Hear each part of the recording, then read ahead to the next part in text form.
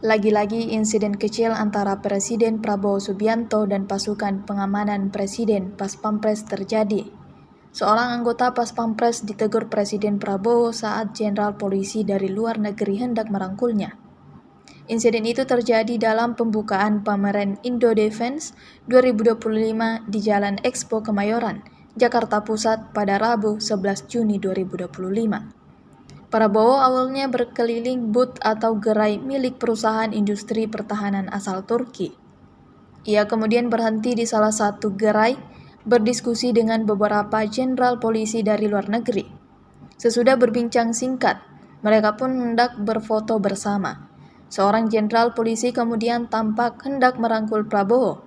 Namun, belum sempat merangkul kepala negara, tangannya langsung ditepis oleh seorang Pas Pampres. Presiden Prabowo yang melihat itu lalu menegur anggota Pas Pampres dengan mendorongnya. Anggota Pas Pampres tersebut lalu tampak menunjukkan gestur meminta maaf kepada Prabowo dengan menundukkan kepala. Dalam acara ini, Prabowo menyaksikan penandatanganan nota kesepahaman atau Memorandum of Understanding (MO) antara Kementerian Pertahanan Kemenhan Republik Indonesia dan Sekretariat Industri Pertahanan Republik Turki. Di pembukaan acara Indo Defense, kedua negara sepakat untuk bekerja sama dalam pengembangan jet tempur generasi kelima Turki KAAN. Adapun nota kesepahaman tersebut ditekan oleh Menteri Pertahanan Shafri Samsudin dan Sekretaris Industri Pertahanan Turki Haluk Görgün.